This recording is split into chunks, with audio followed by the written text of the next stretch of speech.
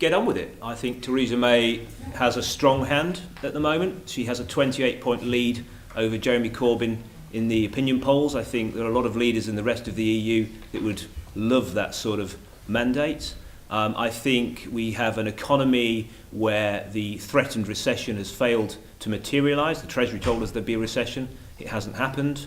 We have the lowest unemployment for 11 years, 5%, something like that. I think we have a situation, talking about what we were saying earlier, with some of the rather worrying comments that President-elect Trump has made about NATO. That strengthens the UK considerably in terms of the security arrangements for the EU. We are in a strong position to get on and negotiate this, and finally, we want to give business that certainty as quickly as possible. And just as a final comment, I understand that Tony Blair has come out today and said that Brexit can be stopped, which reassures me it will happen pretty quickly.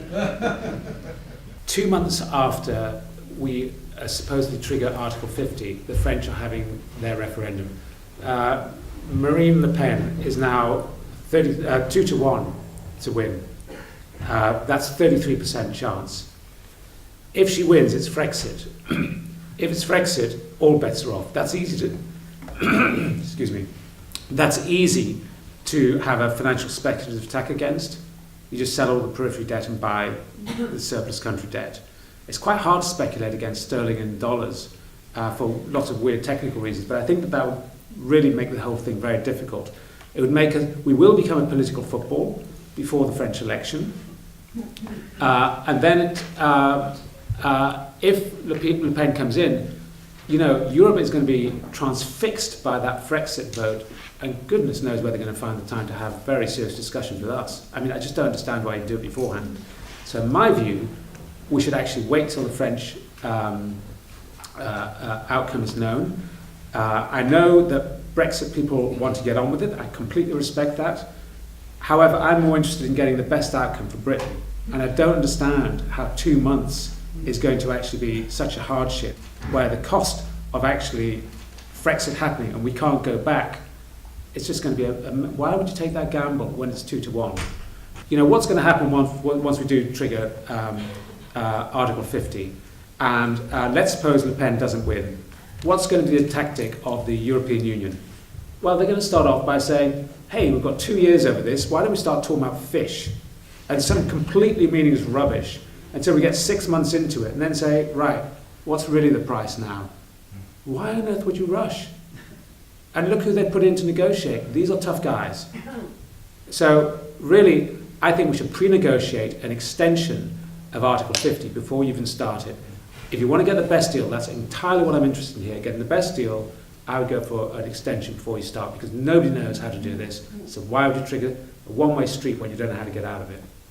Once we trigger the clock on Article 50, we have 2 years. And if that 2-year period expires without getting a deal, we're in real problems. And the UK needs a deal with the EU much more than the EU needs a deal with the UK, just because they matter. They account for a much bigger share of our trade and of our output than we do of theirs. So the EU has every incentive to slow the negotiations down and to push us. And the closer we get to that deadline, the worse deal we're going to be willing to accept. And I think that's why the transitional deal is so important. We don't want to get stuck with a couple of months left before the negotiating deal, before the deadline ends, having to accept a bad deal, because it's that or nothing. So I think in terms of what the government should be doing at the moment, the government's first priority should be working out how either it can get an extended period to negotiate the exit, or how it can get a transitional deal in place before it even starts to negotiate the exit. And I wouldn't even consider triggering Article 50 until I knew what my strategy for that was going to be. I think triggering it in March is a very bad idea that we will regret. We trade a lot less with these economies than we do with the EU. The EU is about half our trade.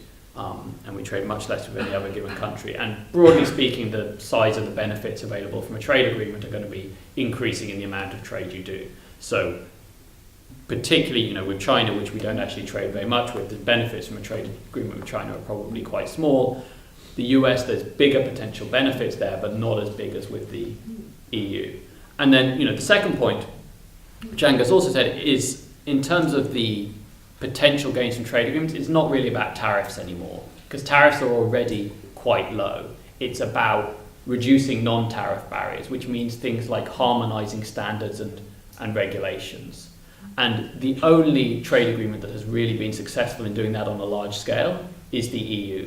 So I'm not sure how much scope there is for harmonizing standards and regulations with the US, and certainly not with China. During the referendum campaign, and indeed a couple of weeks ago when Theresa May went to India, about how we were going to do a free trade agreement with India. Of course, the Indians turned around and said, do you seriously think, after what you've said about immigration, freedom of movement, Indian students, that this is remotely realistic? Get stuffed. And this was entirely predictable. And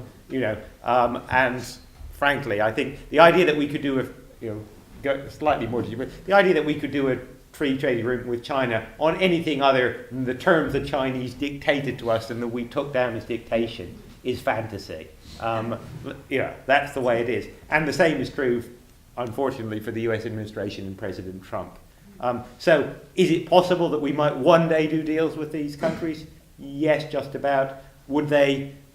We'd have to give up a lot and get not very much. The most simple trading business that I am involved with, preparing an 18-month cash flow forecast, you're either lucky or you're wrong. And there were some pretty complex numbers put up there. So, I think that maybe helps, I'll go some way to explain why businesses are just getting on with uncertainty, Yeah. I think you said yourself, didn't you? Take this with a pinch of salt, and it's more of an art than a science, and so on. The sort of optimistic view will be, maybe the EU will kind of cut us a deal on that, and maybe they will allow us more time to negotiate. But more broadly, I think we need to think about how do trade agreements work and how do trade negotiations work. And trade negotiations are about bargaining. Right? I have one objective, you have another objective, and kind of I give you something you want, so you give me something I want. So the question the government should be asking itself is, if there's something we want from the EU, such as a transitional deal or an extension on the negotiation period, what can we give the EU in order to get that? Right? What are the concessions we can make in order that the EU will give us what we want? And what that means is the government is going to have to give up something that it cares about. So far, it has laid out a long list of things it wants following Brexit. It wants to control migration, it doesn't want to be subject to EU regulation, it doesn't want to pay into the EU budget, and it wants full access to the single market. These things are mutually incompatible. You can't have all of them. So the government needs to decide what it would be willing to give up in order to get a deal. So, for example, greater contributions into the EU budget. Maybe you simply pay them to get a more negotiating time. Surely, if you're trading at a deficit, you have purchasing power. That puts you in a stronger position than you otherwise would be in any negotiation. Unless we negotiate some sort of arrangement which essentially means staying in the European Union in one form or another, at least in economic terms, then for that sector.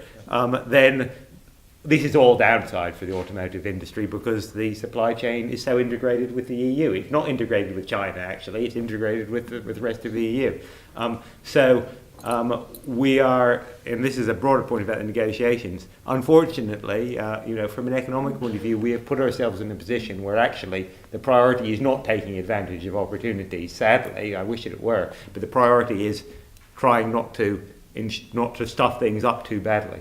I think that there'd be something inappropriate for a country to have a perfectly fair and well-tended referendum and make a clear decision, and for the Europeans to act to frustrate what is just logically the right way to do this, which is not to screw it up for anybody. That is not the aim, to screw it up for anybody. Of course you're going to try and get your best deal, but you really don't want to force the UK by mistake to not be able to resolve this because it runs out of time. That wouldn't be very smart, I don't think. And we just don't know how to do it. Nobody's ever attempted anything like this before. There is no kind of economic necessity that the four freedoms of the single market have to go together. But my sense is certainly that the EU is strongly politically committed to these being kind of four indivisible, inviolable freedoms that it will defend as a bloc. I was in Stockholm on Tuesday talking to Swedish government officials, and the one thing they kept saying to me again and again was, if you won't accept the four freedoms, you can't be in the single market. Now, there are degrees of access to the single market, and I think, I would be fairly confident that at least over the medium run, the EU and the UK can reach a free trade agreement in goods, or some kind of agreement that replicates a lot of what we currently have in terms of access to the single market in goods.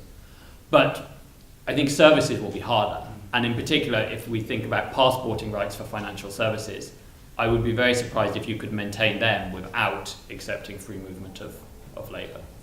The idea that these are indivisible from their perspective, I totally agree. The question is, can you have some sort of, access? And I'm not trying to say that's the same as EU membership. It's obviously not. Can you at least logically and economically argue it without free movement of all factors? And I think the answer is yes, you can. Politically, you might not get anywhere, but at least economically, it's always a good place to start as an economist. So I like to start from there and think about what might be possible. And there are some possibilities before we get too negative in this. But I have to say, I think neither political parties, all the political parties, I'm going to put all the ones I can think of, are even doing any serious thought on this, which is really quite worrying. I, as I say, being from the northeast, I really am concerned of what's happened to large parts of, England when I say that, but also Scotland. I was involved in the Scottish referendum. And successive governments, Labour or Conservative, haven't known what to do about this. And there's something very worrying about saying, well, the only regional policy is make sure Labour can go to where all the jobs are, i.e. down to London. That's not the right answer. People want to live in different places and they want to be there beside their grandparents and things like that. I don't think that's unreasonable. And so could we actually have a real industrial strategy, a real development strategy that rebalances and does things for these areas? It's not beyond our ability to do this. And if this is what was needed to kick the government or the next 3 or 4 governments to actually really give serious consideration to this, well, perhaps there'll be a silver lining. I've got a completely open mind. I'm not political in any way, believe it or not. A little bit like Lord Stuart Rose, who was actually the founding chairman of Business for Britain, which was the organisation I joined after the Bloomberg speech, which was essentially about saying, David Cameron has recognised that we need to change our relationship with the EU. We just need to make sure that he does it. But I was not a dyed-in-the-wool UKIPper or the equivalent, which now seems to be the Liberal Democrats on the other side. That didn't interest me at all. I just felt that, this relationship needs to change. When he came back with, we're going to tweak the arrangements of benefits paid to children of Polish families, isn't this brilliant? I think a lot of us in Business for Britain thought, well, that's not really what you said. So it's not brilliant, and I think we need to campaign for vote leave. So, yes, I've got an open mind other than that. Actually, it turns out, as you said, business just sort of carries on. When business doesn't really know what's going to happen, it just sort of carries on, and uncertainty per se doesn't seem to do much damage. And I think that's quite an interesting finding for economists, not just in the context of Brexit, but more generally, and one that we will need to think about.